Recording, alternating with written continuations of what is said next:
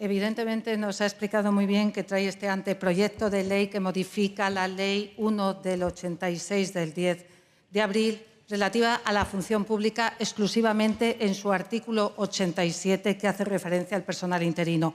Faltaría más.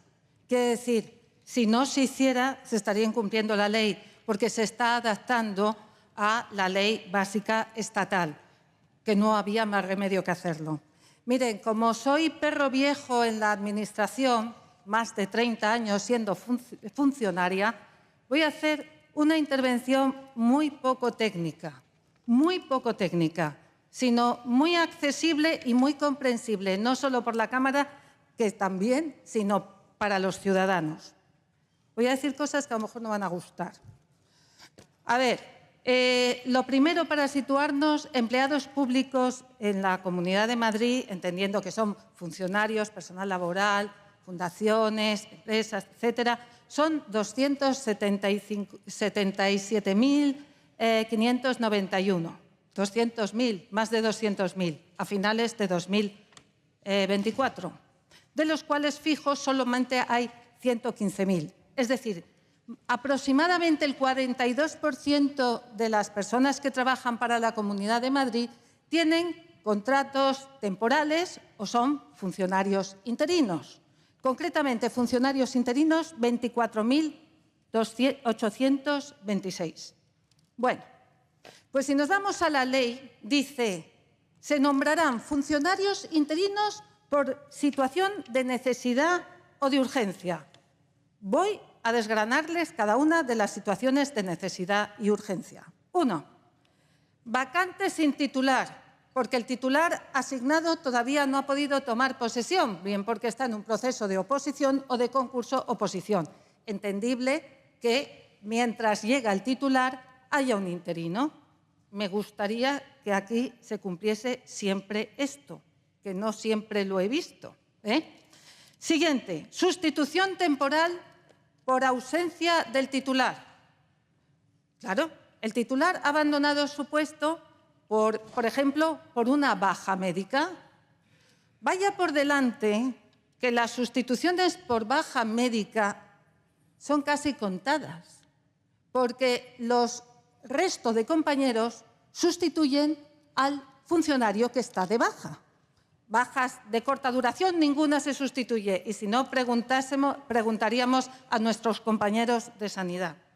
Tiene que ser una baja de muy larga duración para que te nombren un funcionario interino. Pero sí hay una situación temporal que siempre está cubierta y que el interino incluso se jubila siendo interino. No conozco uno, dos, ni tres, conozco muchos. Les voy a decir cuál es. Cuando un interino está sustituyendo a un liberado sindical. Ahí, eternum, ya nunca vuelve el liberado sindical.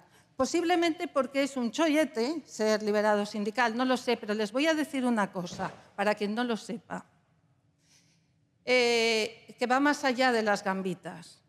Existen consejerías donde el liberado sindical tiene derecho a cobrar las guardias sin hacerlas. Imagínense ustedes que yo estoy aquí y estoy cobrando la guardia que están haciendo mis compañeros 24 horas en Plaza de Castilla, metidos en un cuartucho que afortunadamente nos han arreglado porque hace años teníamos chinches, 24 horas sin dormir. Y yo, que estoy aquí, la estaría cobrando. Claro, es un chollo. De todas maneras, vaya por delante que yo estoy en servicios especiales y mi plaza no la está cubriendo ningún interino, está haciendo el trabajo mis compañeros de Plaza de Castilla. Eso que vaya por delante. Exceso o acumulación de tareas. Se acumulan las tareas y entonces hay un pico de trabajo y se nombra interino. Bueno, es razonable, pensemos en la época COVID, hubo que nombrar en determinadas áreas funcionarios que reforzaron.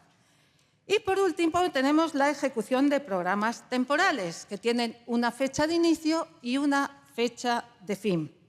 Es decir, todo esto significa que el personal interino cubre urgencias de personal, pero no es una solución permanente. Y no siendo una solución permanente, todas las administraciones generales, me da igual del Partido Popular que el del Partido Socialista, han creado grandes masas y bolsas de personal interino. Y también las administraciones autonómicas. Pero para esto necesitamos un colaborador necesario. Y lo siento, pero el colaborador necesario para que sistemáticamente las administraciones incumplan la ley ha sido los sindicatos.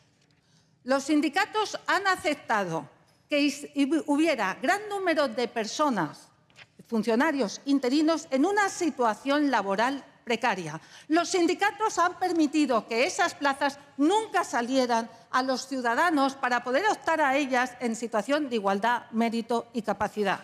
Y uno se pregunta que ¿por qué?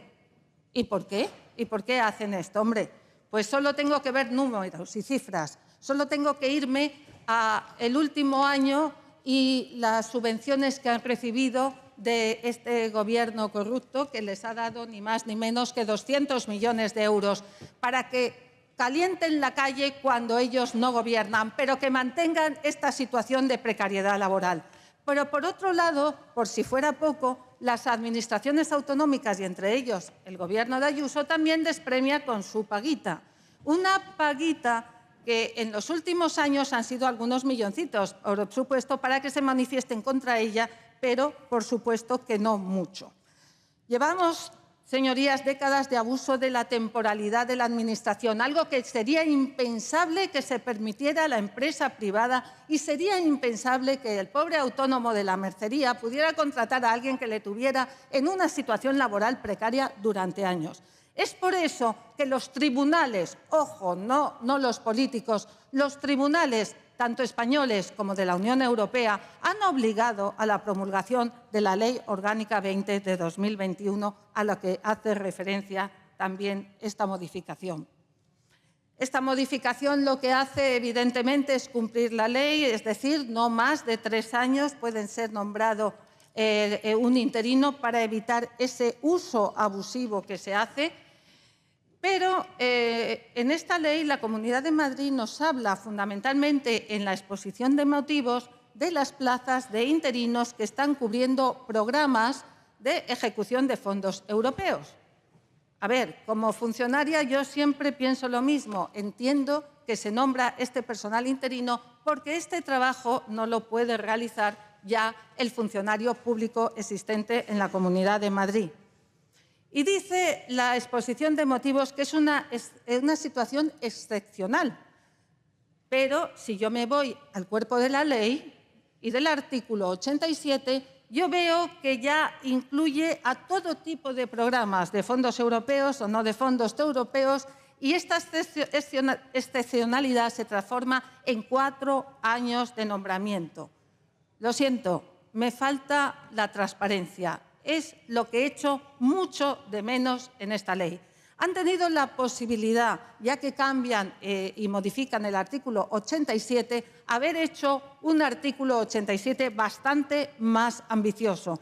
Piden que las consejerías documenten, pero, sin embargo, a mí me ha sido imposible saber ¿cuántos programas les falta por finalizar? ¿Qué tanto por ciento de programas han finalizado? ¿Cuántos funcionarios interinos están cubriendo esos programas? Por favor, nos falta la transparencia, lo cual me lleva a pensar en situaciones de arbitrariedad. Por eso, nuestra postura, señores del Partido Popular, va a ser la abstención. Va a ser la abstención porque consideramos que los casos excepcionales a los que ustedes se refieren van a estar sujetos a interpretaciones administrativas y eso no lo queremos. Nos vamos a abstener porque incluye a todo tipo de programas. Nos vamos a abstener porque no especifica ningún mecanismo interno de fiscalización y podían haberlo hecho. Respecto a las enmiendas del Partido Socialista, miren, a mí me parece que no garantizan ningún tipo de derecho. Realmente lo único que significan son una carga burocrática. Es decir, el interino sabe que va a cesar con un máximo de 3 años y incluso el titular que gana esa plaza ni siquiera sabe la fecha que va a tomar posesión. Las OPE se retrasan, los concursos se retrasan. A ver, es prácticamente inviable crear un aparato en la consejería para que determine uno por uno de funcionario quién va a cesar y la fecha que va a cesar. Se daría la situación absurda de que en la misma plaza hubiera dos personas, al interino que todavía no da todo tiempo de notificar y al titular que ha tomado posesión. Pues bien, a mí me da mucha pena que las explicaciones que le llegan al ciudadano cuando hablan de función pública sean muy tristes. Me da mucha pena porque el ciudadano que no es funcionario, si le preguntamos, dice el funcionario es esa persona que tiene un sueldo de por vida y que trabaja poco o nada. Y claro, nos ponen el ejemplo del hermanísimo, que no sabía dónde tenía el despacho. Pero, sin embargo, frente a eso hay miles de funcionarios muy necesarios y que hacen muy bien su trabajo. Y no me estoy refiriendo, como siempre hablamos, de médicos y de maestros, no. Miles de funcionarios que hacen muy bien su trabajo y que han visto sus derechos sistemáticamente vulnerados por las sucesivas administraciones con la connivencia de los sindicatos. Y han tenido, después de 20 años de batalla judicial, les ha dado la razón los tribunales españoles y les ha dado la razón los tribunales europeos. Claro, después yo oigo en el debate sobre el estado de la región, oigo a la señora presidenta Ayuso decir, como si fuera un mérito, que 25.000 funcionarios, trabajadores del SERMAS han consolidado. Claro, ¿cómo no van a consolidar? Les obliga la ley. Es que en el SERMAS había médicos, cirujanos, anestesistas, médicos de familia de mi edad que seguían siendo interinos. Toda su vida habían sido interinos.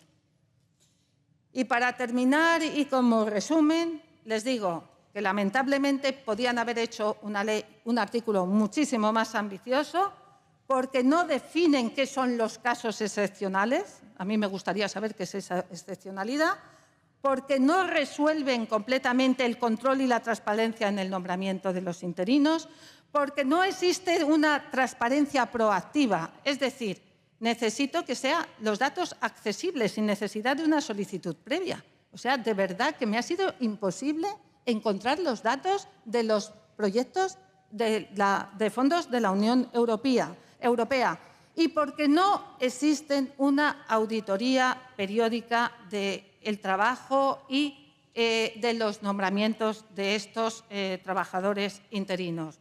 Y como ya les decía respecto al Partido Socialista, consideramos que sus enmiendas no aportan nada más que más burocracia y nosotros estamos totalmente y frontalmente en contra de engrosar más la burocracia. Gracias.